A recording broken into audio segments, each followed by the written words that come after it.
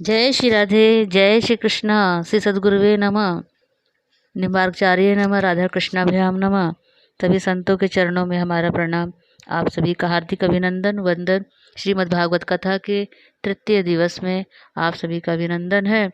श्री हरि जी ब्रह्मा जी से बताते हैं कि सब जगह व्याप्त हैं और कई उदाहरण देकर समझाते हैं।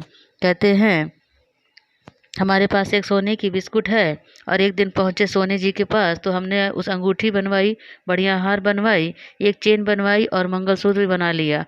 अब एक दिन पता नहीं क्यों मुझे बहुत गुस्सा आया और मैंने सबको ओखली में डाल के धन कूटना से कूट दिया। अब कूटता गया कूटता गया कूटता गया, अब तो अंगूठी हार वगैरह सब नष्ट हो गई। अब बचा क्या? क्या बचा? सिर्फ सोना। उस बिस्किट में जो था वो भी सोना था। हार अंगूठी में जो भी था वह सोना ही था, सिर्फ नाम अलग अलग थे। अब कूटने के बाद जो बचा वह भी क्या है? सोना है। बोले श्री कृष्ण भगवान की जय।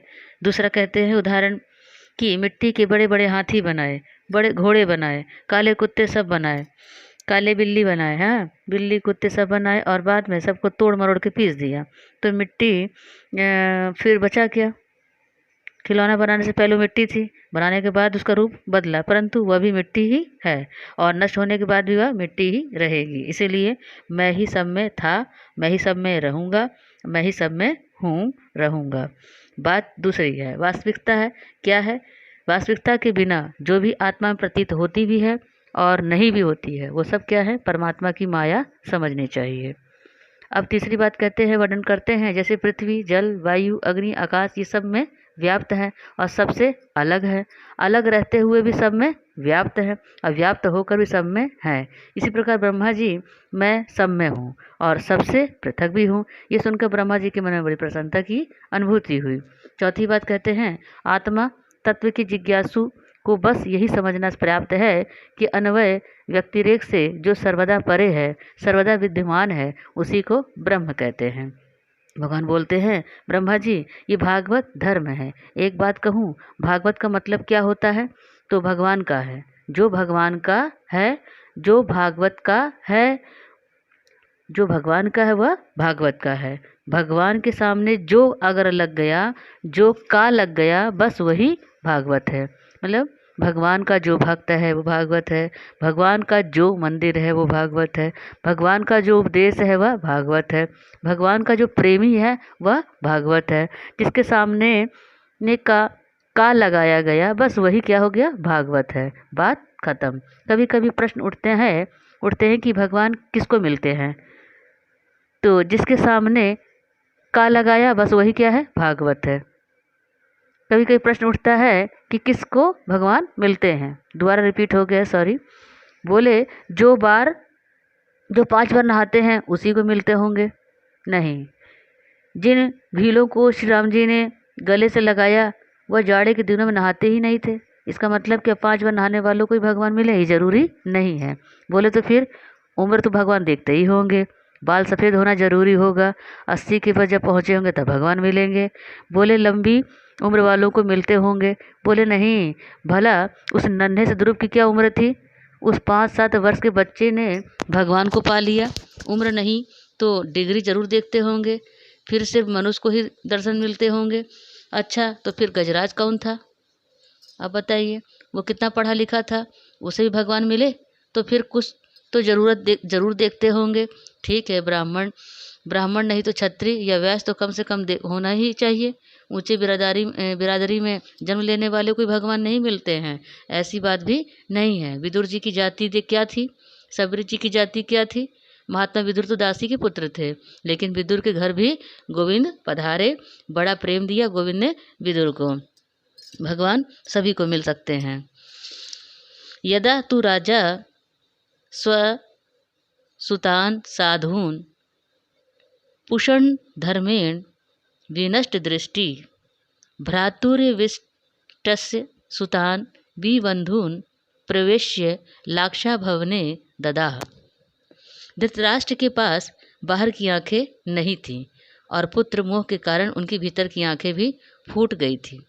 विदुर जी को बड़ा दुख हुआ जब उन्हें पता चला कि पांडवों के विरुद्ध बहुत बड़ा षड्यंत्र हो रहा है। महात्मा विदुर पहुंच गए धृतराष्ट्र के पास में।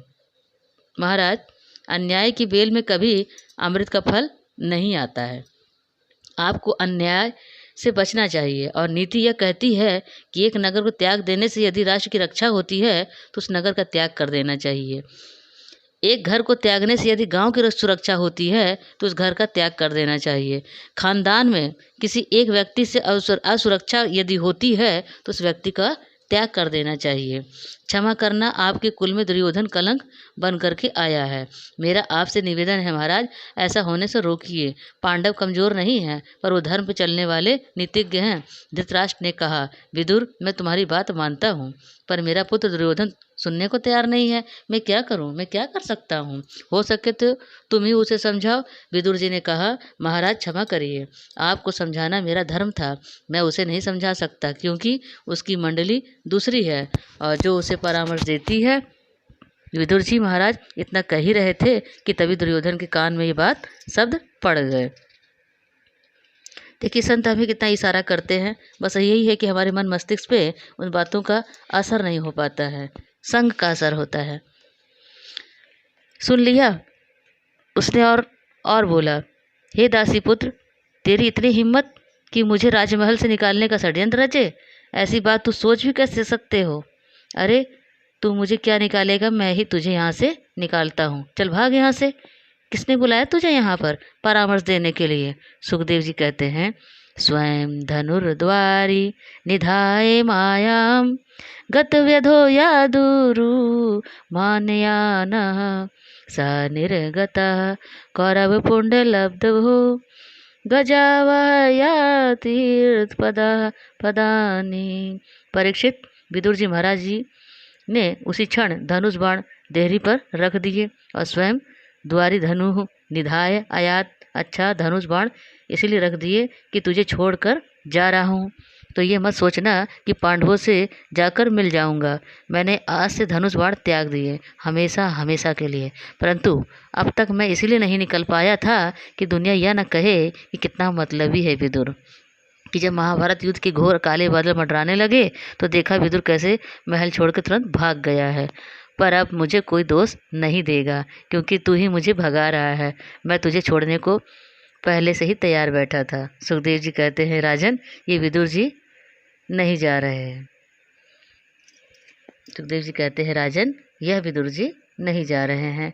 तो स निर्गतः कौरव पुण्ड लब्धः, मानो उन कौरवों को जो बड़े भाग से मिले थे वे चले गए। धर्मो रक्षिति रक्षिता, जो धर्म की रक्षा करेगा धर्म उसकी रक्षा करेगा। और विदुर जी क्या है? विदुर जी साक्षात धर्म के अवतार हैं। पांडवों में युधिष्ठिर धर्म के अवतार है और कौरवों में विदुर जी हैं। धर्म तो दोनों ही पक्षों में है, परंतु फर्क इतना है कि हर स्थिति में युधिष्ठिर जी की आज्ञा का पालन किया पांडवों ने, धर्म का आदर किया, इसलिए धर्म ने भी पांडवों की रक्षा की। अब विदुर के रूप में क्या है? कौरवों में धर्म था तो अवश्य, पर आज उस धर्म ने उसका परित्याग कर दिया है। अब देखिए, परित्याग कर दिए हैं तो उसका क्या प्रभाव पड़ता है। धर्म चले गए, विदुर जी चले गए। अब घर जाके विदुराने से विदुर जी बोले, देवी, हमने नौकरी छोड़ दी, अब हम तीर्थों में चल कर के भजन करेंगे। पर कष्ट का विषय तो यह है कि आज ही तो कन्हैया शांति का प्रस्ताव लेकर आ रहे हैं और आज ही हमने घर त्याग दिया है। कम से कम एक बार कन्हैया से भेंट हो जाती तो बड़ा आनंद होगा। पर मैंने सोच लिया कि कोई ज़रूरी नहीं है कि मैं सभा में जाकर कन्हैया से मिलूं। मैं उनके दर्शन आज पथ पर ही कर लूँगा, तुम भी मेरे साथ चलना। विदुरानी जी बोलती हैं, महाराज, मैं तो बहुत प्रसन्न हूँ, मैं अवश्य आपके साथ कन्हैया जी के दर्शन करने चलूँगी। उधर धृतराष्ट्र जी दुर्योधन को बुला करके कहा, सुनो बेटा, ये तुमने बहुत गलत काम कर दिया। तुमने विदुर जी को इस प्रकार से अपमानित करके जो अपराध किया है वो सही नहीं था। खैर, जो होना था सो हुआ, परंतु आज कन्हैया जी आ रहे हैं हमारे यहाँ, उनके स्वागत में कुछ भी कमी मत रखना। ऐसा स्वागत करना कि वो मुग्ध हो जाएं। दुर्योधन बोले, पिताजी, आप भी किसकी बातों में आ जाते हैं? आप जानते हो कि कृष्ण हमेशा पांडवों का ही पक्ष लेता है। उसके स्वागत में भला क्या मिलेगा हमें? उनके स्वागत करने से हमें क्या मिलने वाला है? तब धृतराष्ट्र ने राजनीतिक ढंग से समझाया, बेटा दुर्योधन, राजनीति का यही कर्तव्य है कि मौके का फायदा उठाओ। अब कल को यदि युद्ध शुरू हुआ तो आज जो तुम कन्हैया का स्वागत करोगे वो कल युद्ध में बड़ा काम आएगा। तुमने अच्छा स्वागत कन्हैया का किया और वह तुम्हारे स्वागत से प्रसन्न हो गए तो कल तुम कन्हैया से संग्राम के लिए सहयोग मांग सकते हो कि कन्हैया हमें कुछ सहयोग दो। तो कुछ न कुछ सहयोग कन्हैया तुम्हें अवश्य देंगे, क्योंकि वो भी तो तुम्हारे संगी संबंधी लगते हैं। कन्हैया की पत्नी जामवती की पुत्र श्याम का विवाह दुर्योधन की बेटी लक्ष्मणा के साथ हुआ था, इसीलिए दुर्योधन और श्री कृष्ण सगे संबंधी भी हैं।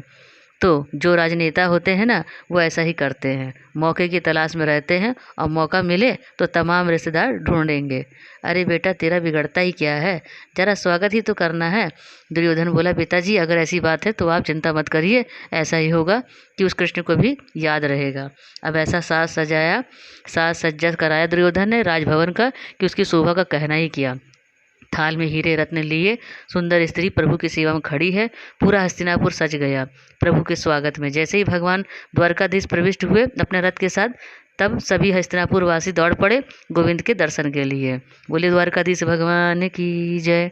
फूलों की वृष्टि होने लगी। जगह जगह पर राजा महाराजा स्वागत के लिए दरबार बनाए खड़े हैं, माल्यार्पण करके भगवान का अभिनंदन कर रहे हैं।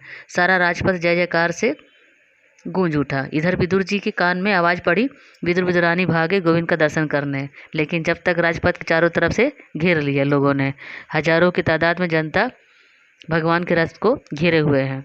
कोई माल्यार्पण कर रहा है तो कोई पुष्पों की वृष्टि कर रहा है। विदुर जी बोले, देवी हमें देर हो गई, अब दर्शन कैसे मिलेंगे? अच्छा चलो, हम राजपथ के टीले पे खड़े हो जाते हैं, वहीं से रथ निकलेगा, दर्शन कर लेंगे। विदुर विदुरानी जी जाकर राजपथ के टीले पे खड़े हो गए कि यहाँ से सवारी निकले और हम दर्शन करें। कितना संतोष है, परम संतोषम परम धनम होता है संतों में। जय जयकारों से गूंजता हुआ वह राजपथ आगे चला आ रहा था। जैसे ही राजपथ में विदुर जी के सामने से निकला, बोले, देखो देखो, ठीक से दर्शन तो हो रहे हैं ना तुम्हें कितनी सुंदर बाकी झांकी है प्रभु की। झांकी का दर्शन विदुरानी जी करके आनंद में निमग्न हो रही हैं, गदगद हो गए। पुष्पों की वृष्टि दूर से ही कर रहे हैं। अचानक सभी का स्वागत स्वीकार करते करते गोविंद की दृष्टि विदुरानी जी पे पड़ गई। जहाँ कन्हैया की आंखें चार विदुरानी जी से हुई, होठों पे मुस्कान खिल गई। मुस्कुरा कर इशारे में ही पूछने लगे, चाचा जी कैसे हो? विदुर जी के तो कान खड़े हो गए। क्या मुझसे उन्होंने कुछ कहा क्या? फिर अपने मन में समझाया, मन को समझाया, ना ना, इतने राजा महाराजा उनके आगे पीछे फुर्सत नहीं है उन्हें बात करने की, अब मुझ दासी पुत्र को क्या पहचानेंगे? पर भगवान ने पुनः संकेत दिया, अरे चाचा जी कैसे हो? विदुर जी की धड़कन तेज हो गई। देवी तुम देख रही हो, लगता है प्रभु ने हमें पहचान लिया है, हमारी कुशलता पूछ रहे हैं। इतना आनंद महाराज, आंखों में प्रेम के अश्रु छलक पड़े। और कैसी कहते हैं, सच्चा प्रेम होता है ना तो आंखों से छलक ही जाता है, वहाँ दिखावा छलावा नहीं होता। अब ऐसे ही विदुर जी के आंखों में ऐसा हुआ।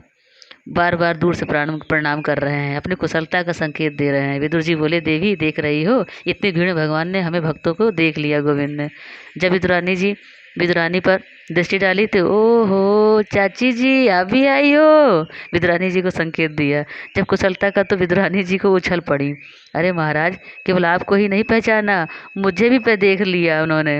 अच्छा मेरी भी कुशलता पूछ रहे हैं, इतने आनंद मग्न हो रहे हैं।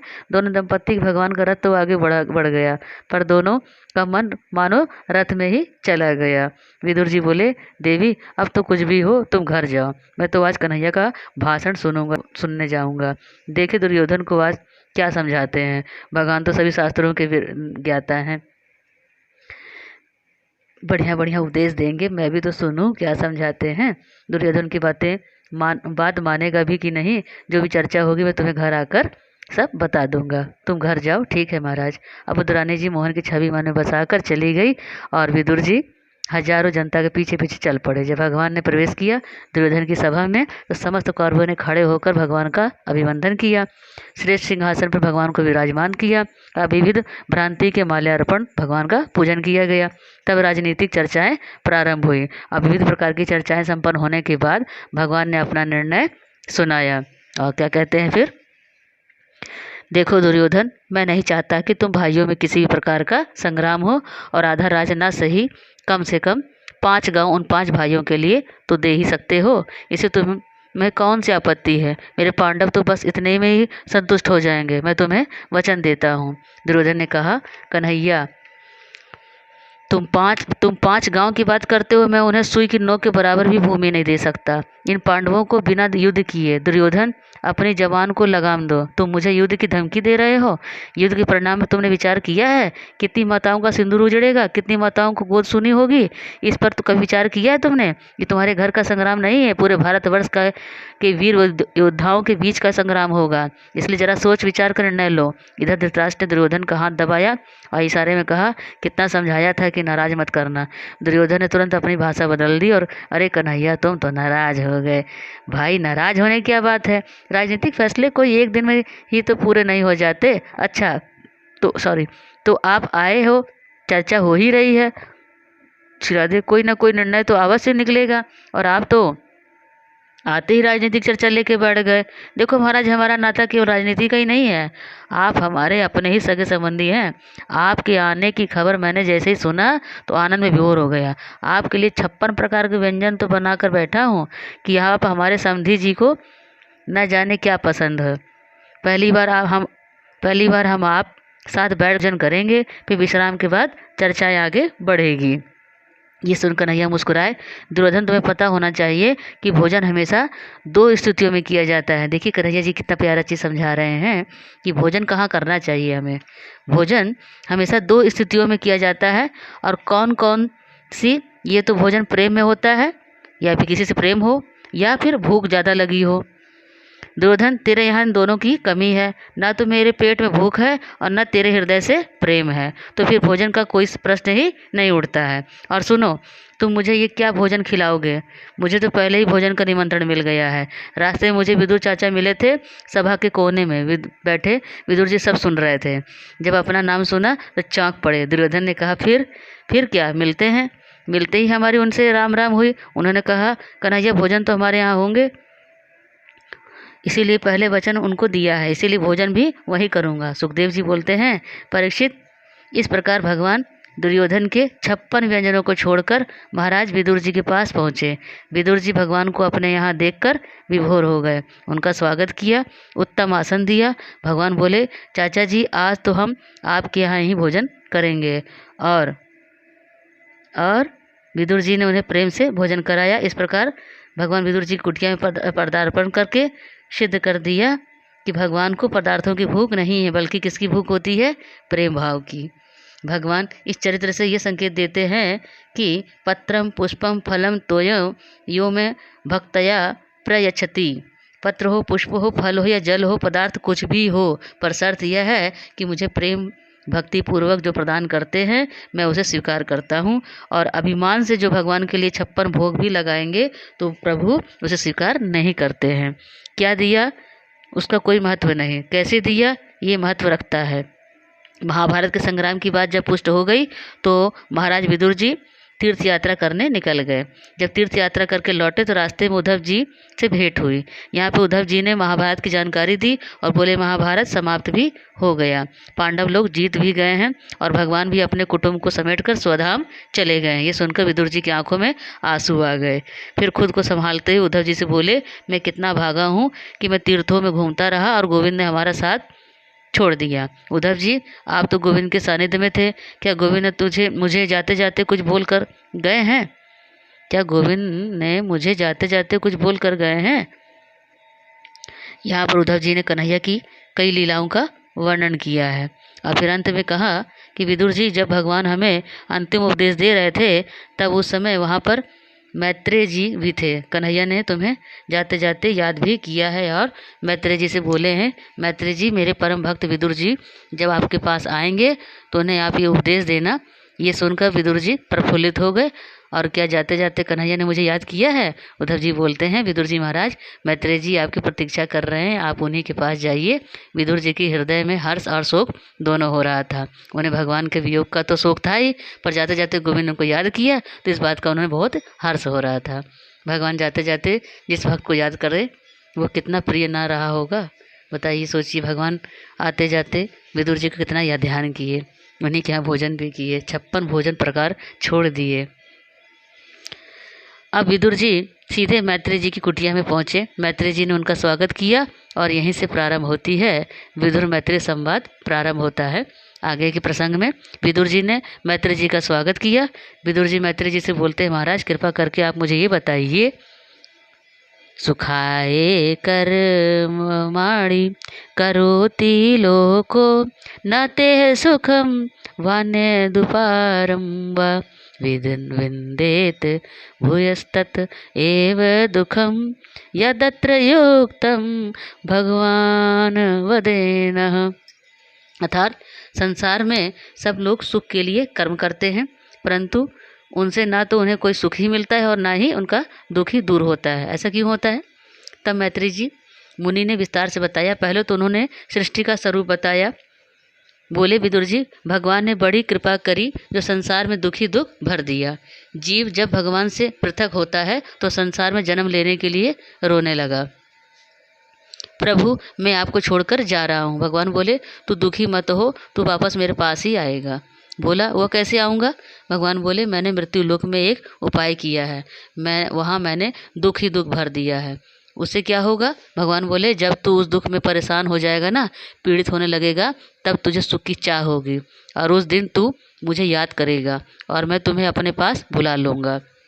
विदुर जी, ये संसार एक दुखालय है, फिर यहाँ सुख कैसे मिल सकता है? लोग अपने सुख के लिए चाहे कितनी पूर्ति कर ले, पर मिलेगा उन्हें उससे दुख ही।